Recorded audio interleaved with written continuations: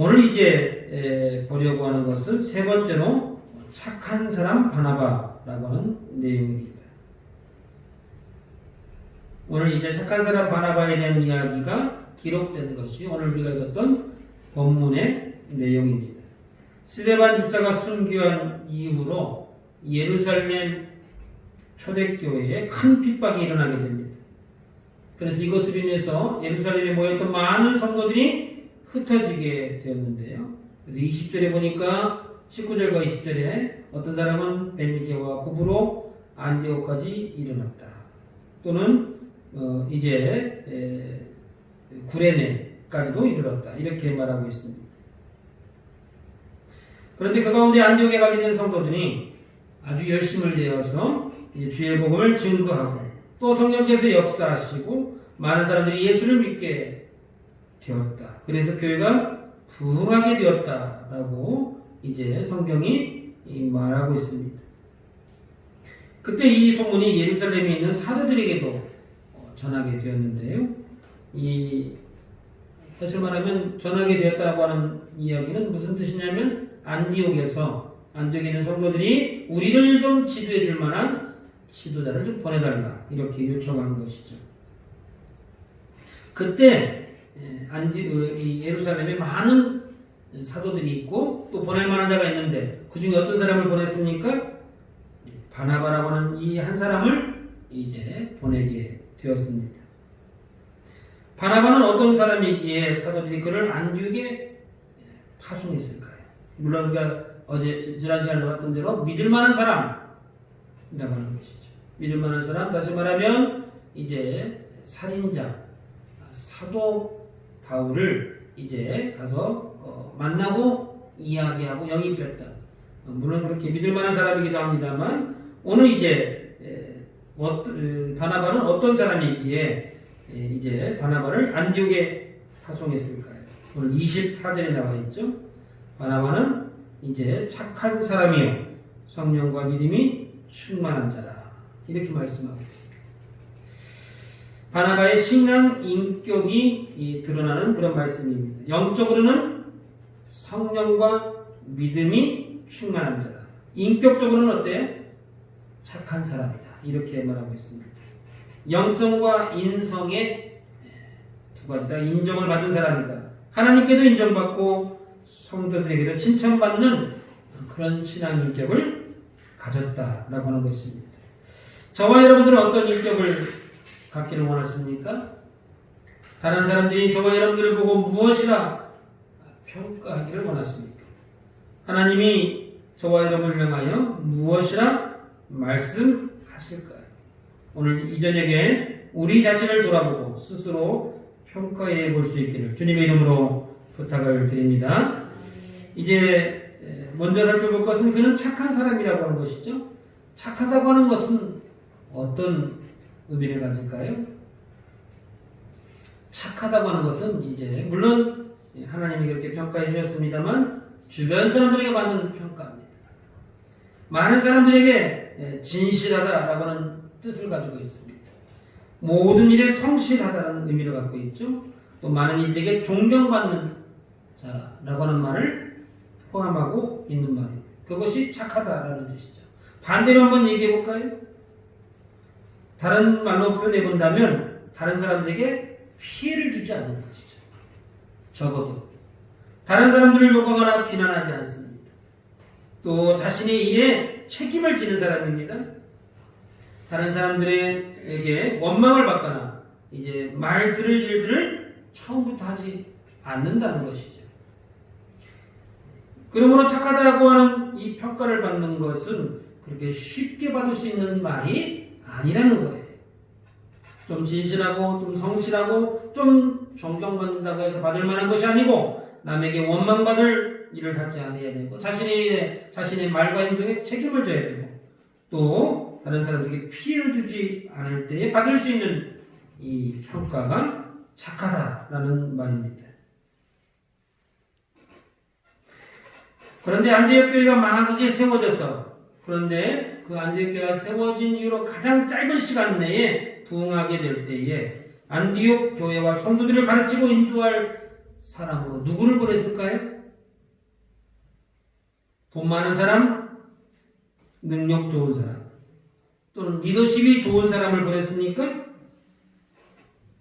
아닙니다.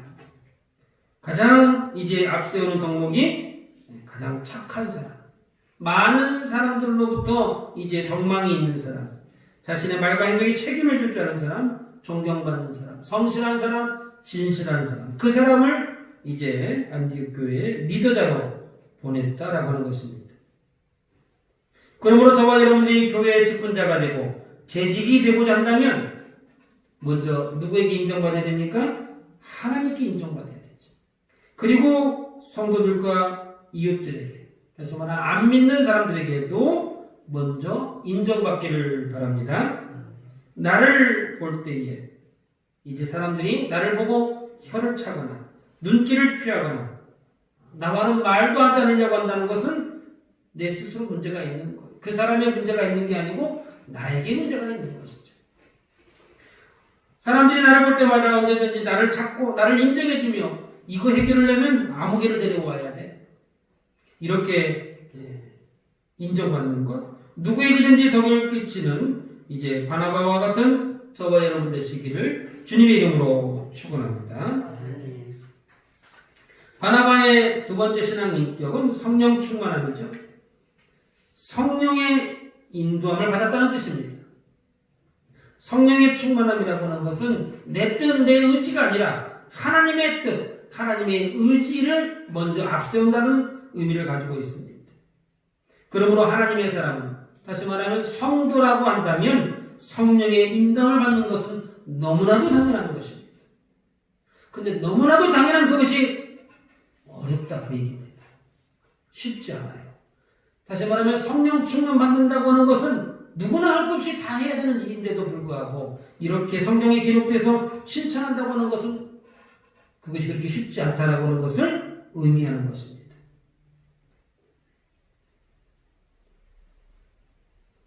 우리가 세상을 살아가면서 여러 가지 힘을 가질 수 있습니다. 또 그 힘들이 필요하기도 합니다. 지식도 우리에게 힘이 됩니다. 물질도 힘이 되고 때에 따라서는 나이도 힘이 될 때가 있습니다. 명예도 힘이 되고 상식도 힘이 되고 인맥도 힘이 되어집니다만, 그러나 하나님의 교회를 섬길 때는 그 세상적인 힘이 필요가 없죠.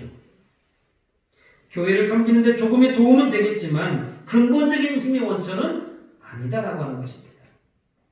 오직 성령의 충만함이 없으면 교회를 섬긴다고 하는 것이 사실상 불가능하다 하는 것이죠.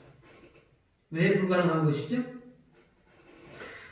성령 충만함, 다시 말하면 하나님의 뜻과 의지대로 교회가 세워지거나 이끌림을 받지 못한다면 사람의 뜻대로 되어지는 것이고 사람의 이제 의지대로 이끌림을 받는 거기 때문에 그 순간부터 교회는 교회가 아니게 되기 때문에 그렇습니다. 그러므로 이제 바나바가 그랬던 것처럼 저와 여러분들도 이제 성령 충만한 저와 여러분 되시기를 주님의 이름으로 축원합니다. 바나바의 세 번째 신앙 인격은 무엇입니까? 믿음이 충만했다. 이렇게 말하고 있습니다. 성경에 보면 성령이 충만한 사람, 이런 표현들은 참 많은데 믿음이 충만하다라고 하는 표현은 그렇게 많지 않습니다만, 무엇을 믿는다는 거예요? 조금 세분해 본다면 하나님을 창조주로 믿는 것입니다. 우리가 믿는 믿음은. 두 번째 믿음은 어떤 것인가요? 예수님의 죽음과 부활을 믿는 것입니다.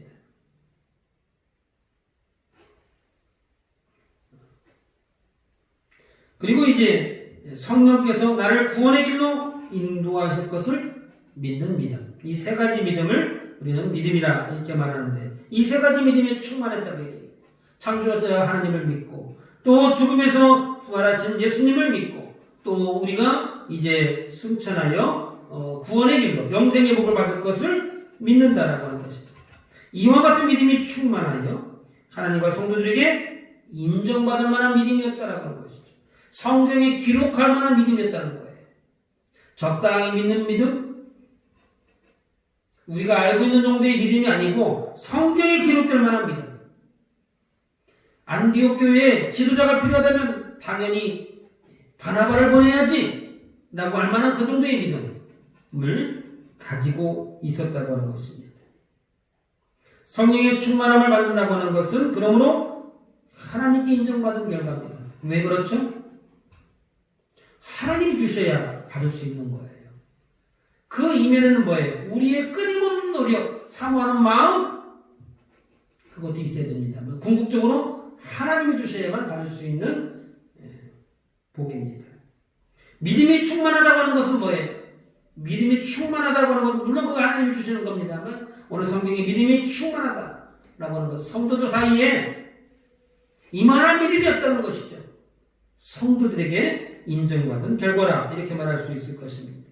착하다고 하는 것은 물론 성도들에게 인정을 받았겠습니다만 안 믿는 사람들에게도 인정을 받았다라고 하는 이제 결과가 될 것입니다.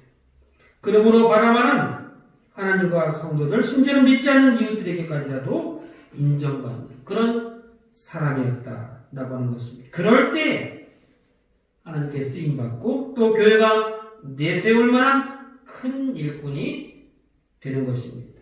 오늘 저와 여러분들도 바나바와 같이 성령과 믿음에 충만하시고 착한 인격을 소유하심으로 하나님과 사람들에게 인정받는 믿음의 성도가 되시기를 주님의 이름으로 축원합니다. 마지막으로 이제 바나바는 일꾼을 양성하는 바나바였다라고 하는 것이죠.